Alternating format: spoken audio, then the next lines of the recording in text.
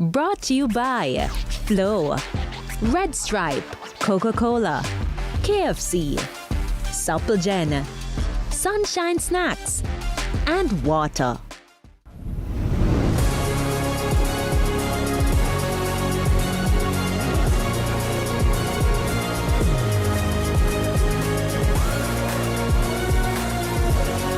Dare to Dream, TVJ's pre, post, and halftime game shows for FIFA World Cup 2026. Brought to you by... This is Flow 5G. Red Stripe, I'll give you one bag of things under every can. Red Stripe, get in the game! Authorized under Section 58.3 of the Betting, Gaming and Lotteries Act.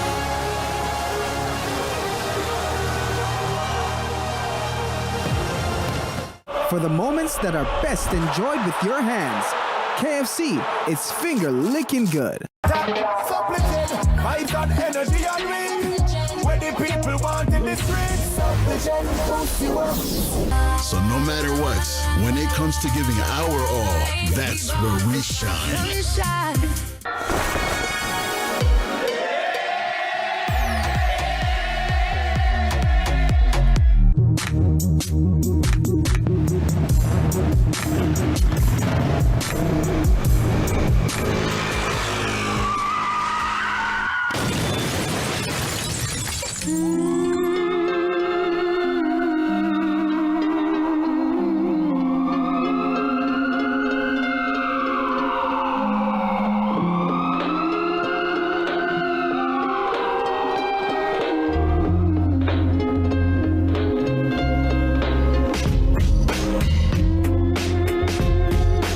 Safely with the Community and Workers of Jamaica internet banking or mobile app. Pay your bills, transfer funds, apply for a loan. C&WJ Cooperative Credit Union. Discover the benefits of belonging. Shop at Jewelry Collection for the widest selections in jewelry and accessories. Jewelry Collection for the best selection for less. The Time by Jewelry Collection is...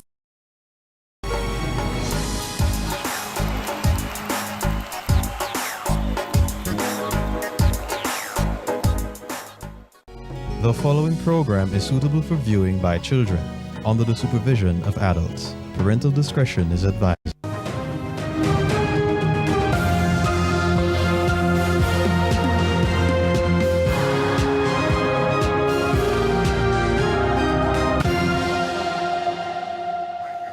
Government response to claims third country nationals will be housed in St. Mary. Good evening and welcome to this abbreviated version of Primetime News. A very special welcome to our viewers on TVJ International in the Cayman Islands and online at onespotmedia.com. I'm Anthony Love.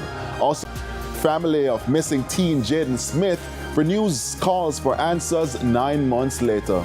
There's also sports in this newscast, so please stay with us. The news in detail right after this break.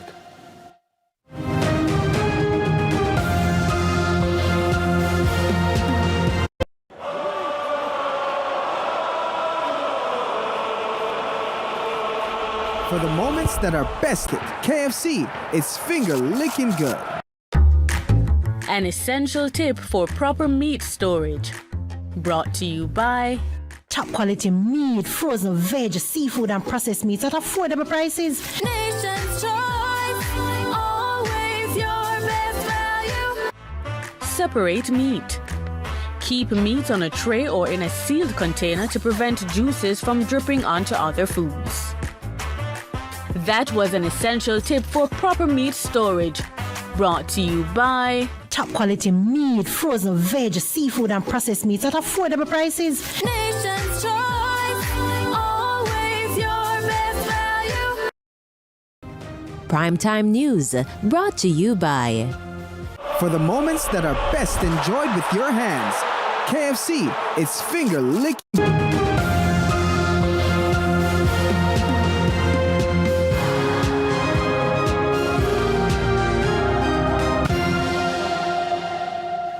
Welcome back to this abbreviated version of Primetime News. And again, a special welcome to our viewers on TVJ International in the Cayman Islands and online at onespotmedia.com.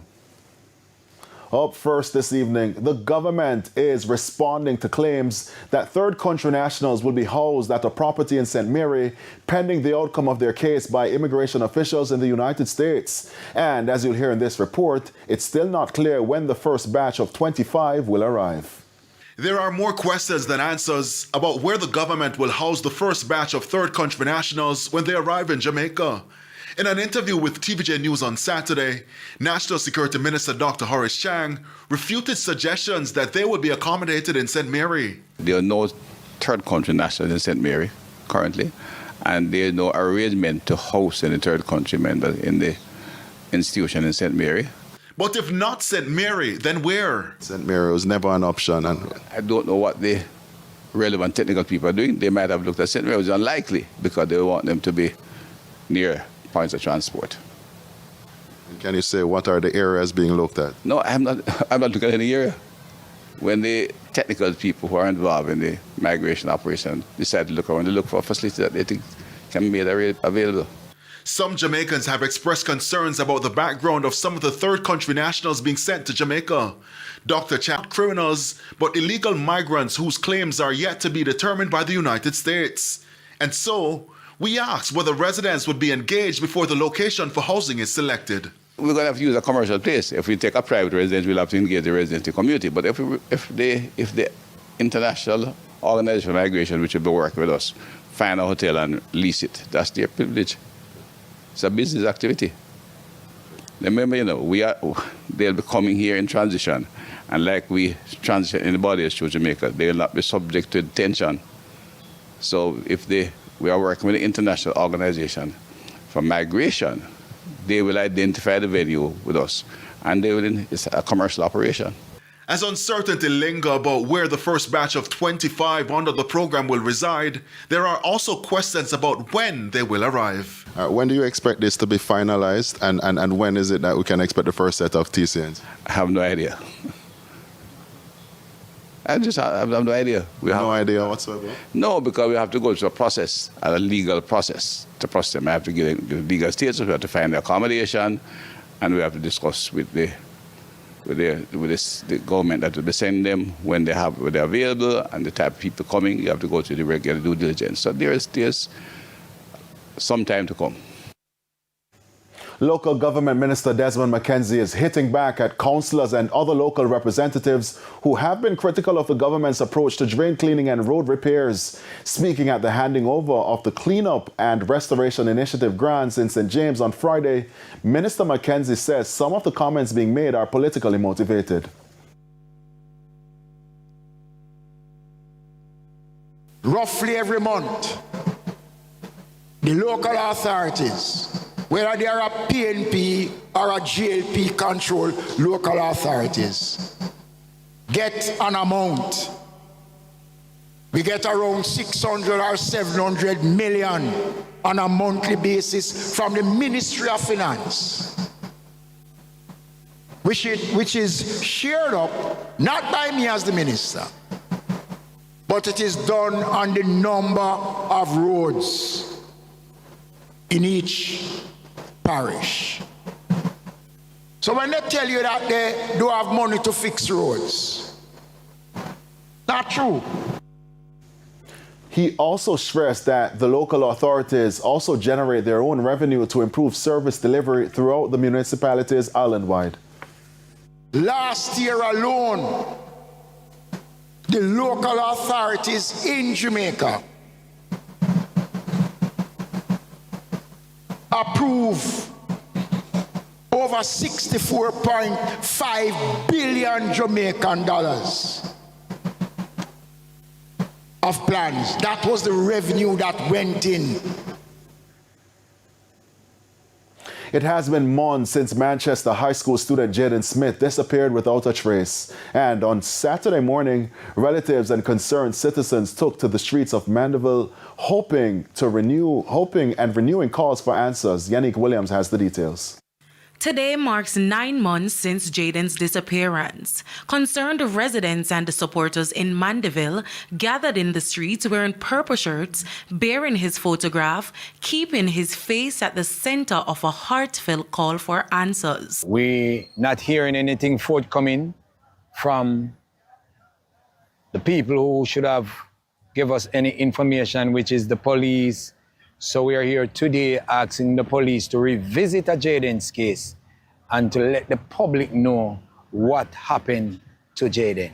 Among those taking part was Jaden's mother, who says each passing day has been filled with pain and uncertainty. Despite the emotional toll, she says she refuses to give up hope her son will be found. Sleepless night. Cannot eat sometime because in my mind is still, but just believe, say he's out there. So anyone out there have any information, please, I'm asking. Visit the nearest police station or anywhere. I miss my son so much. And as for the wider diaspora, supporters traveled from the Cayman Islands to stand in solidarity with Jaden's family and the wider community. I really hope that the Commissioner of Police, the Prime Minister, and the Ministry of Education actually work together and bringing some closure, because I do believe they have failed Jaden. The ministry have failed Jaden. I do believe some law enforcement has failed Jaden. But I do hope and pray that Mr. Holness would find it in his heart as a father, as a parent, with 2 sons, that Andreen is just as important. Organizers say they hope the march will encourage anyone with information to come forward and help bring closure to Jaden's family. They're still hopeful the missing teen will one day return home. Police have continued their investigations into Jaden Smith's disappearance and are urging anyone with information that could assist the probe to contact the nearest police station or Crime Stop.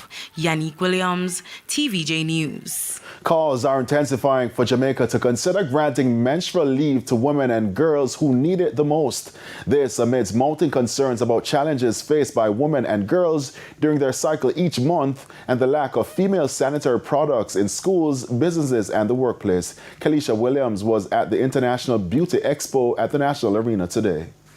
Women's health took center stage at the International Beauty Expo in St. Andrew today. Founder and executive director of Her Flow Foundation, Shelley Weeks, says menstrual challenges are not being prioritized in the country, especially in places where people work and do business. Your period starts, your period of any man as it starts where it feel like start. You don't care if you eat lobster for dinner this evening. And you go into the bathroom and there is not even a tampon available. There's no pad available. There's nothing. In schools, she said period poverty is a big issue, with many young girls having little to no access to sanitary products each month. While Her Flow Foundation is currently working on a pilot project with the government to address it. About 44% of Jamaican girls are impacted by period poverty. And what that means is that whenever they have their periods, they do not have access to nor the funding for to get access to menstrual products.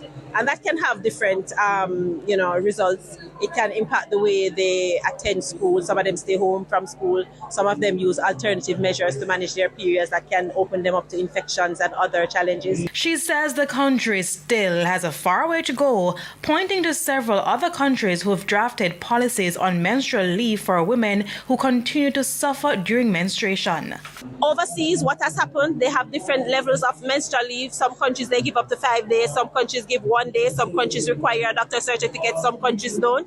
What I'm proposing is for them to consider it. The International Beauty Expo began on Friday and features experts from the health and wellness space, both locally and internationally. It ends on Sunday. Kalisha Williams, TVJ News. And it's time now for a break, but stay with us. International news and sports when we return.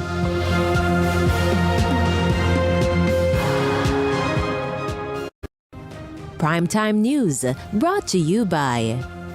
For the moments that are best enjoyed with your hands, KFC, it's finger licking good. Attention government pensioners. The Accountant General's Department Life Certificate Drive is coming your way. Look out for us on the following dates. Saturday, June 27th, Spanish Town Library. Monday, June 29, Morant Villas in St. Thomas. Tuesday, June 30, Portland Parish Library. Wednesday, July 1, St. Mary Parish Library. Thursday, July 2, St. Anne Parish Library. Friday, July 3, Trelawney Parish Library. Saturday, July 4, St. James Parish Library. Monday, July 6, Hanover Parish Library. Tuesday, July 7, Westmoreland Parish Library. Wednesday, July 8, St. James Methodist Church in Clarendon. Thursday, July 9, Manchester Parish Library. Friday, July 10, St. Matthew's Anglican Church in St. Elizabeth. And on Saturday, July 11, at the Portmore Parish Library. Remember, drop boxes are also available at parish libraries in Hanover, St. James, Portland, Westmoreland, and Manchester. Follow our social media pages and the press for more details. Welcome to Love and Life, brought to you by JPS, celebrating the good things happening in the communities we serve. At JPS, we bring the energy and more. We're about lighting up lives. We're about giving back. We're about spreading love to people and making spaces better than we found them. Want to know how we do that?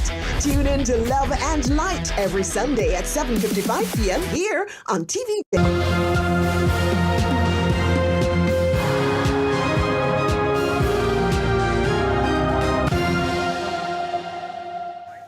Welcome back. In news overseas, desperation is mounting in Venezuela after two powerful earthquakes devastated the country.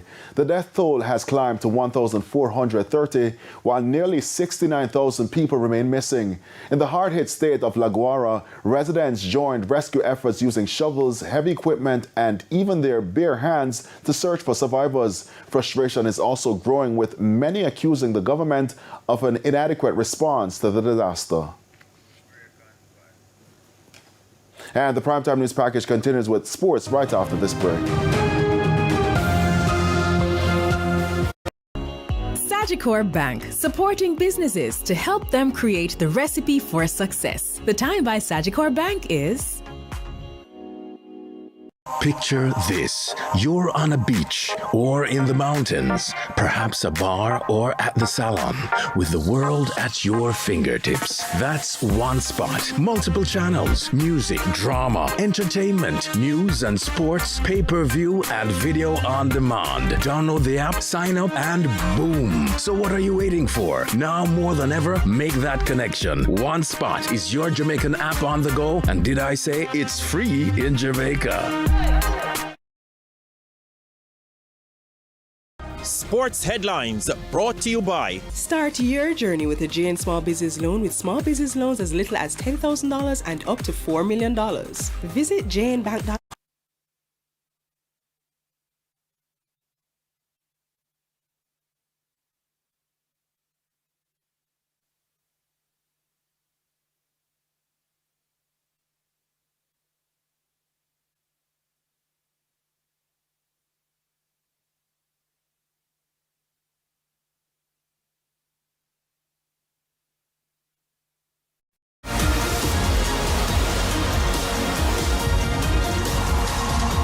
World Athletics Under-20 Championships in Oregon, USA, August 5 to 9.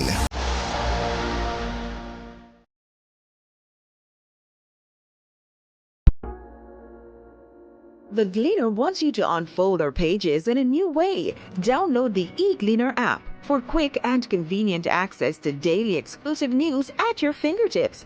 Get it now in the App Store or the Google Play Store. Search eGleaner, click download, then sign in or register via jamaica-gleaner.com/premium to activate. Take control of your daily read. Download the eGleaner app today. The films are in, and now it's time to shine a light on them. Experience the power of Jamaica's storytelling on screen with Season 4 of TVJ's Local Filmmakers Showcase. Bold voices, real stories, pure Jamaican creativity brought to life. TVJ's Local Filmmakers Showcase, Mondays at 8:30 p.m.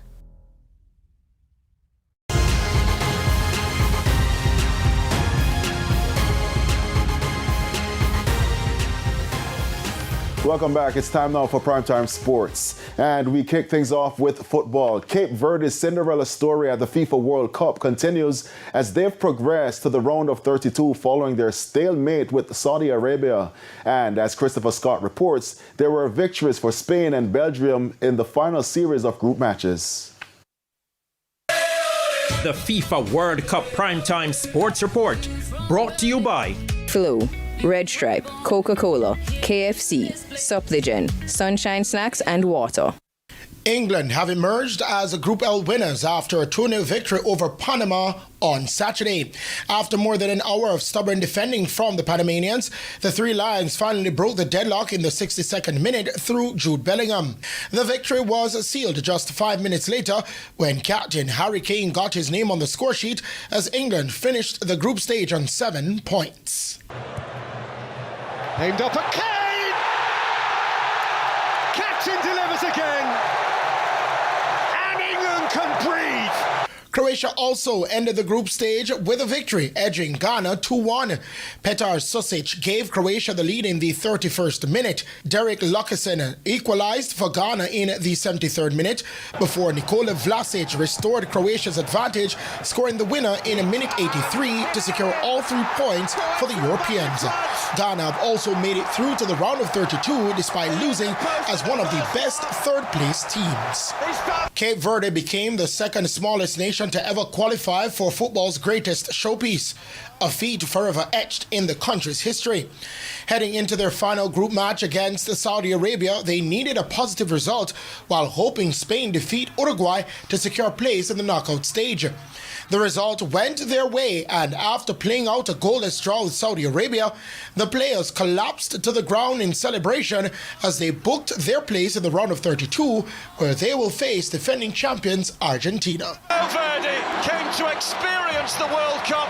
The men from the tiny island in the Atlantic are through to the knockout phase of the FIFA World Cup on their World Cup debut. Spain secured the victory they needed, edging Uruguay 1-0, courtesy of a 42nd minute strike from Alex Baena. With the results in Group H, Uruguay were eliminated from the tournament. Meanwhile, over in Group G, Belgium made light work of New Zealand, cruising to a 5-1 victory. Leandro Trossard led the way with a brace, scoring in the 28th and 50th minutes. Kevin De Bruyne added a third in the 66th minute before Romelu Lukaku scored in the 86th, and Alexis Salamakers completed the rout in second half stoppage time. Elijah Just scored what turned out to be nothing more than a consolation goal for New Zealand in the 84th minute. Christopher Scott, TVJ Sports. Meanwhile, the knockout stage of the FIFA World Cup gets underway on Sunday with one match. As you'll hear in this report by Denise Walters, co-host Canada will do battle with South Africa. South Africa began their World Cup campaign against co-host Mexico. Now Bafana are hoping the journey doesn't end against another co-host, Canada. This is the first time both teams have qualified for the knockout stage, and they've faced some hurdles along the way. The South Africans suffered a 2-0 defeat in their opening match and were reduced to 9 men after receiving 2 red cards. And their qualification to the knockout round didn't seem promising after a 1-1 draw in their second game against Czechia. But the South Africans bounced back, beating South Korea 1-0 to finish second in Group A on 4 points. Meanwhile, Canada's journey to the round of 32 started with a 1-1 draw with Bosnia and Herzegovina. They followed that up with a massive 6-0 win over Qatar, securing their first World Cup victory as Jonathan David took the headlines with his country's first World Cup hat-trick. But a 2-1 defeat to Switzerland had Canada slipping into second place in Group B, ending the group round on 4 points. The game is set for a 2 p.m. kickoff. Live and exclusive free-to-air coverage of the World Cup is on TVJ and OneSpotMedia.com in Jamaica only, with radio coverage on Fame 95 FM. Denise Walters for TVJ Sports. And we had the FIFA World Cup Primetime Sports Preview, brought to you by Flu, Red Stripe, Coca-Cola, KFC, Suppligen, Sunshine Snacks and Water. And we head on over now to some cricket. Amir Jangu hit 233 and captain Roston Chase 194 in a record-breaking 6th wicket stand of 401 runs to put West Indies in the driver's seat against Sri Lanka on day 3 of the first test in Antigua. Replying to Sri Lanka's first innings 308, the West Indies resumed on 271 for 5 with Jangu on 78 and Chase on 42. The two mastermind the Caribbean team to a 318-run first innings lead after the home team declared on 626 for 9. Jangu and Chase not only produced the highest 6th wicket stand in the history of Test cricket, but also recorded the second highest partnership for West Indies behind only Garfield Sobers and Conrad Hunt. Both batters improved on their previous first-class best scores. Chase beat his 137 not out, and Jangu surpassed his domestic 219.